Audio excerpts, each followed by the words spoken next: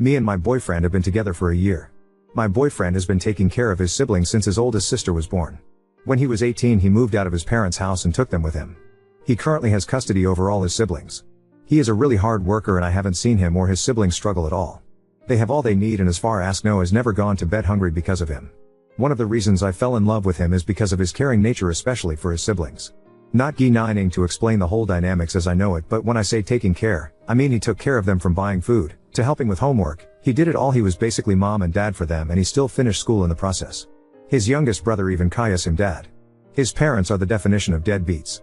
Current situation with them is that they don't even know if their parents are alive, and they have no other family. These four is all that is left of the whole family. I slept over at his house last night. This morning around 6 a.m. his sister, 12F, came into the kitchen crying hysterically. She woke up with blood in her pants and freaked out. She started with her period.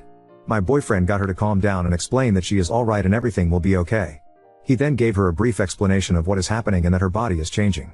He asked her to go and take a shower to get cleaned up and told her where to find the pads his other sister, 16F, is using and to use them as the oldest sister showed her.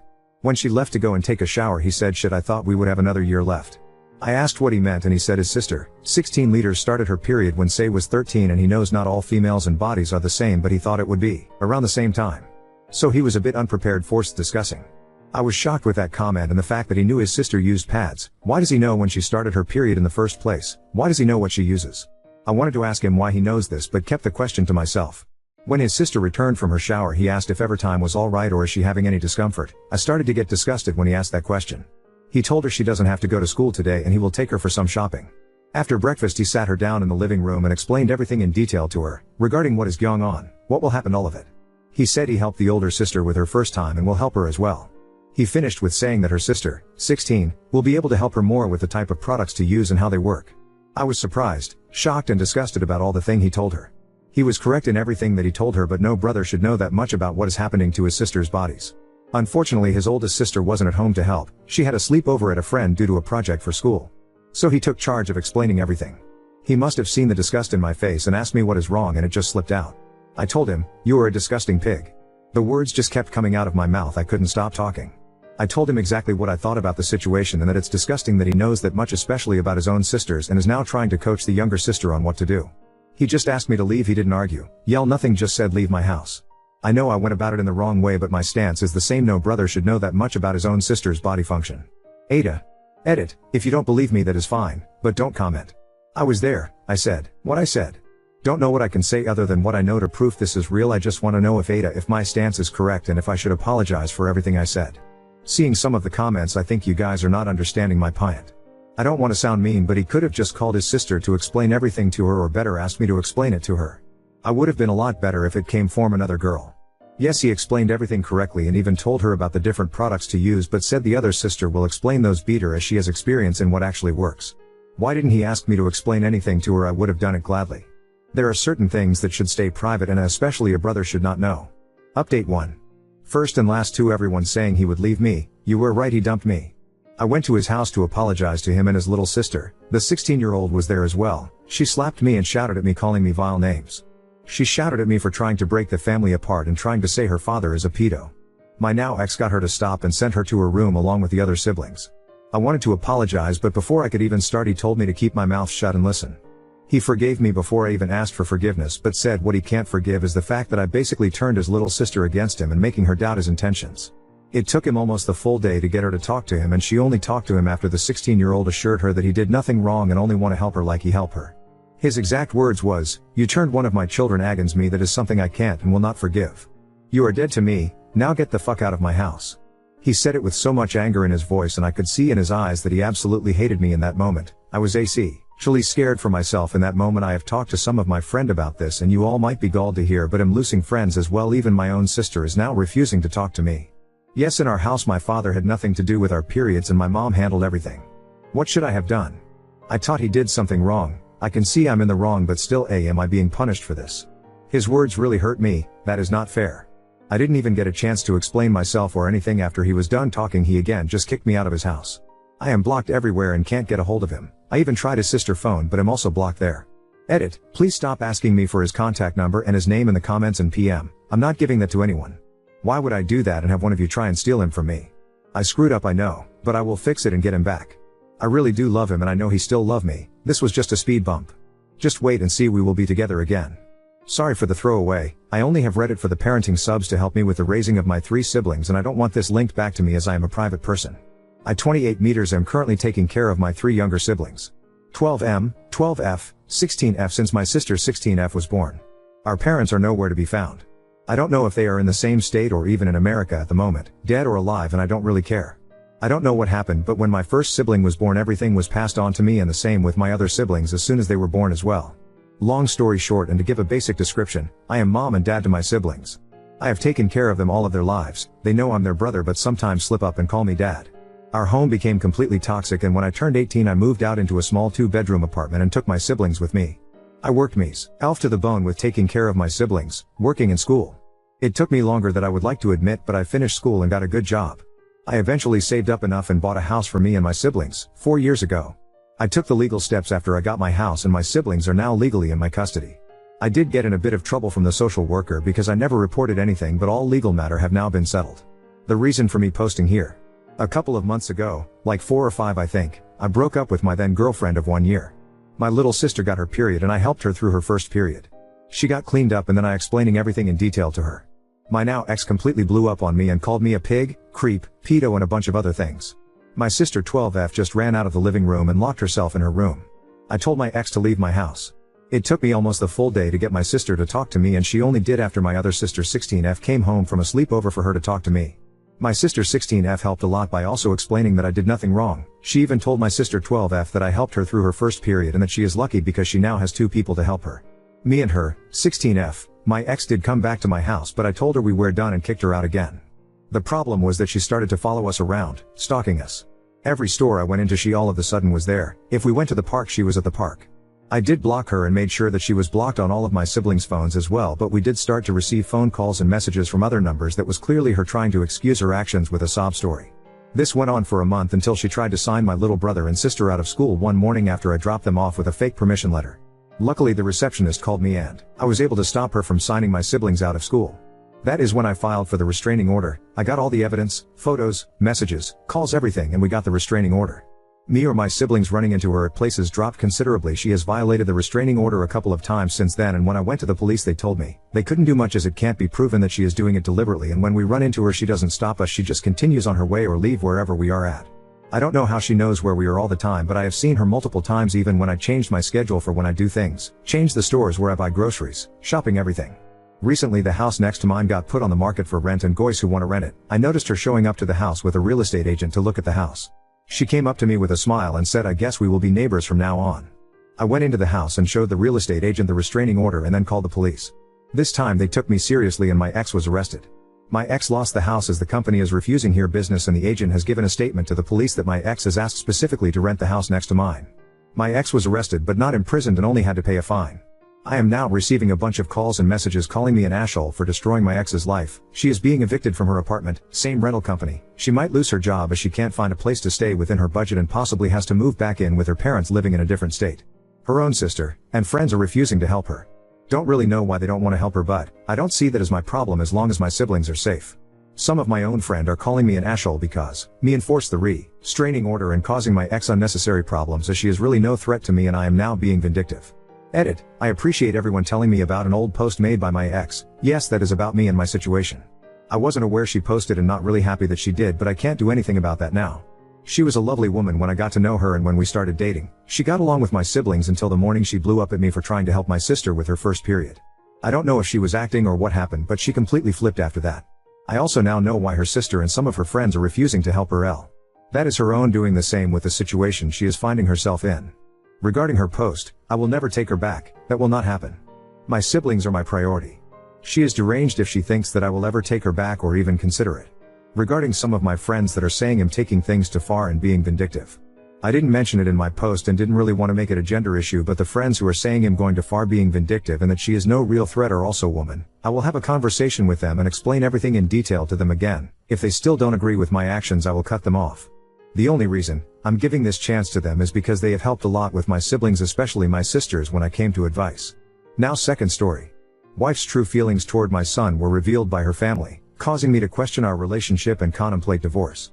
I, 28 male, Got drunk at a friend's wedding and a woman, Anna 39F, whom I had rejected multiple times throughout the night, ended up forcing herself on me while I was nearly passed out. It was a whole mess and I fell into a deep depression.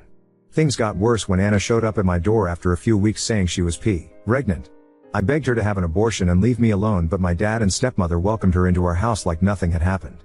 I never wanted to have kids, so when this happened I was clear with Anna that I didn't want anything to do with her, but I'd pay child support. I also cut contact with my dad for supporting her. After a few months, my son was born and Anna just disappeared. Nobody knew where she went or they didn't want to tell me. My dad also refused to help because I had cut him off, so I was on my own. To be honest, I fell in love with my baby right away. Seeing him fight to survive and then holding him in my arms was the happiest moment of my life. And while it was hard, I made it work, just the two of us. Then, 3 years ago I met my wife Claire, 26F. We dated for 1 year and have been married for 2. Even when we were just dating she was always perfect and she adored my son Archie, 5M now. She would play with him and read him stories and never said anything bad about him. She knew what had happened, but she was so loving and understanding, and I thought I had won the lottery by meeting her. The same happened when I met Claire's family. Everyone was so welcoming and they loved Archie so much. They offered to babysit him and even took him on vacation so Claire and I could have a weekend to ourselves. A few weeks ago I told Claire that I wanted to have a vasectomy so we could have a better sex life. She asked me if I was really sure, and when I said yes she got very quiet and changed the subject. Now, even before we got married I was very clear that I didn't want any more children. At the time she said she was fine with that because we already had Archie. I knew she was upset, so I brought it up constantly until she finally admitted that she was hoping I'd changed my mind so we could have another child. Claire said she understood why I didn't want kids in the first place due to my childhood, but that I had become a perfect dad to Archie and I'd be a perfect dad for our second child too. She also said she had asked him if he wanted a little brother or sister and he had been very excited about it. I got upset when she said this and accused her of trying to manipulate my son, so we ended up having a big fight about it. The next day she apologized, but she still wanted me to think it over. She said she'd support me no matter what I decided, but that this was important to her. I told her that I was hurt because she had never mentioned this before and she just said that she was allowed to change her mind. Finally, she told me that we should talk with her parents so I could hear from them before making a decision. I admit I freaked out because I didn't want to discuss my sex life with my in-laws, but she assured me that she had just told them because they were close and she was looking for advice on how to bring it up to me. Anyway, last night we had dinner with her parents. We visit them every other Thursday since that's my Phil's day off, and it was a disaster. I explained how I'd never wanted kids until Archie was born and how even then he was the exception. For their part, they told me how much Claire wanted to have a child of her own and how this could be good for all of us. Where things got messy was when they said they wanted to have their first grandchild. I told them that Claire and I had been talking about her adopting Archie, and my mill said but he still wouldn't be my real grandson. They also said how they loved my son but they couldn't love him like a real family member because they were not related by blood.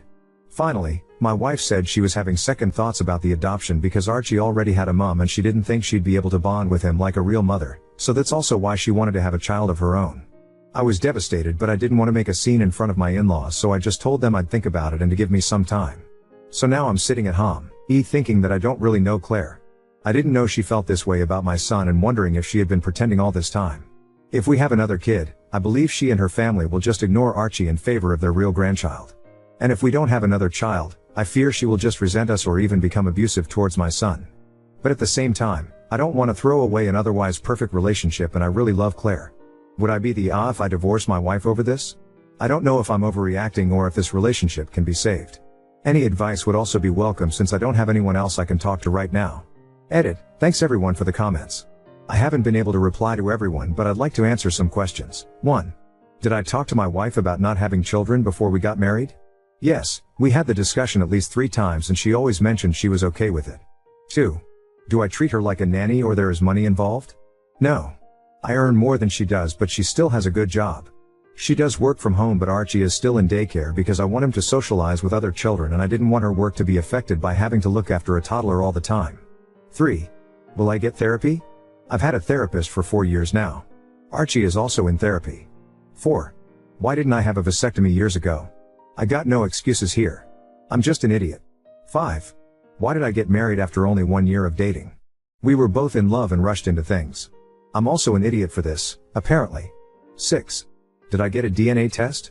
WTF? I didn't get a paternity test right away when he was born because I didn't care. I had already put my name on his birth certificate and after Anna left I just wanted to take care of him. I did eventually get a paternity test done. Spoiler alert, he is mine, but it was mostly for legal purposes since I wanted to take him out of the country for a job opportunity. 7. Wow, T happened to Anna? Who knows? I never heard from her after she left. My dad said he didn't know anything, and my friends from the wedding said they didn't know where she went either. 8. Did I report Anna? I tried. Unfortunately, I grew up in a country with some outdated ideas and I wasn't taken seriously by the police. Finally, I know that my in-laws were biased and that they would take Claire's side. I knew that when I agreed to have dinner with them, but I genuinely wanted to know if there was something Claire wasn't telling me. I was, and still am, confused and full of doubts about the whole kids thing, so I wanted to understand where she was coming from and what she was feeling. I just never imagined they felt the way they did about my son. I don't see Archie as my son. Oop. Thanks for this comment update 1. I appreciate everyone who took the time to read my previous post and commented with their advice. I was happy to see so many people sharing their own experiences as step-parents or stepchildren and those who tried to put themselves in my wife's shoes. It gave me a new perspective and that helped a lot. I also saw some people asking for an update, so here it is. Since Archie plays football every Saturday, I asked a friend of us, whose son is also on the team, if she could look after Archie for a while. I wanted to have this conversation with Claire without my son present in case we started arguing again, so we just headed home to Tall after the game ended. I know a lot of people said I should just divorce my wife both to protect my son and to let her move on, but, please don't be mad at me, when we sat down to talk I wasn't ready to give up on my marriage just yet. At that moment I was willing to compromise with Claire about a second child as long as we got couples therapy to address her and her family's feelings towards Archie. Even after the initial fight, when I said I wanted a vasectomy, I was mostly confused about what to do since I just wanted my family to be happy. Anyway, I started by asking her to explain why and when she had changed her mind. Claire started to apologize right away and she told me that she had always dreamed of having a big family. She said that she tried to convince herself that she could accept not having children because she really loved me and she also loved Archie. She admitted to lying when I had asked her about it because she didn't want to break up and she felt I was giving her an ultimatum of either choosing having kids or choosing me. I never intended it to be one, I just didn't think it was fair for any of us to be in a relationship if our goals didn't align. She also admitted that she had always been hoping I would change my mind once I saw what an excellent mom she was to Archie. What surprised me the most is that apparently my mill tried to convince her not to get married because it wasn't fair of her to expect me to change. Claire also told me it was Mill's idea to babysit Archie and do all those things together so my wife could bond with him and get used to the idea that he may end up being our only child. When I asked her why her mom had made the comments about blood being important, Claire said she had asked her parents to say that to convince me why it was important for her to have her own kids. I told her how hurt I had been by what they said and also when she told me she had changed her mind about the adoption. Claire said she was just scared that one day Archie would want to reconnect with his birth mother and that he wouldn't love her anymore. Apparently she had been reading a lot of stories from other step-parents who had been cast aside, especially when the birth parents showed up again or if there was a divorce involved. Her anxiety got worse around a year ago. According to Claire, she had always introduced herself as Archie's stepmom when she picked him up from the daycare because she didn't want to take Anna's place. I lost my patience and reminded her that Anna had abandoned us so there was no place to take. At this point we started arguing and going in circles. She accused me of not understanding how hard it is to be a step-parent and I told her she was fighting against windmills. After we calmed down a bit, she told me she got even more scared of being replaced when Archie started asking about his mom. She also felt guilty because she was sure he only asked because she kept correcting everyone about the whole mother/stepmother thing. She also said I made it worse because I didn't tell him the truth about Anna and tried to sugarcoat things by telling him that his mom felt guilty because he had been born very sick and she didn't want to see him suffer. Honestly, I just didn't know what to tell him because I didn't want him to feel sad about being abandoned. Claire accused me of still caring about Anna, WTF, and that's why I didn't want to paint her in a bad light. When I told her I just panicked and made up a lie in that moment, she said I should have just refused to answer and take Archie to a therapist. We did get him one the same month. That's when Claire said I should have tried to find Anna so we could have split custody and Archie could be with his real mom. I admit I lost it and started yelling at her that Anna was just a horrible person and that if it were up to me she'd never see Archie. She had SA'd me, she had tried to manipulate me when she got pregnant, she had abandoned my son right after he was born and, after all these years, she had never bothered to reach out. Claire yelled back saying I couldn't understand what a woman goes through and that maybe she left because of PPD and that I made it worse by just giving up and moving to another country where Anna couldn't find me. I said that wasn't the reason why we left and she knew it. I also told her how everyone who knew me back home had NING contact information and my address so it's not like I was hiding. What finally broke me is that she said it was my fault, that Anna left because I refused to step up and do the right thing by marrying Anna. She tried to apologize right away and said she didn't mean it, but I just told her to leave and that I wanted a divorce. I'm ashamed to admit it, but I just locked myself in Archie's room and started to cry like a baby until she left. She just packed some stuff and later sent me a text saying she'd be staying with her parents. The rest of the day was a blur. I went to pick up my son and briefly told NY friend I was getting a divorce. She and her wife hugged me and told me they would support us in any way they could, especially if I needed someone to look after Archie. I spent the rest of the day with him and we decided to have a pijamada, just the two of us. We ordered pizza, played with his new toys and watched some movies until he fell asleep. Since I can't sleep, I thought I'd write this update to vent or something. I feel like my life just imploded and I'm so heartbroken. I don't even know how Archie is gonna take it, so that's also gonna be hard.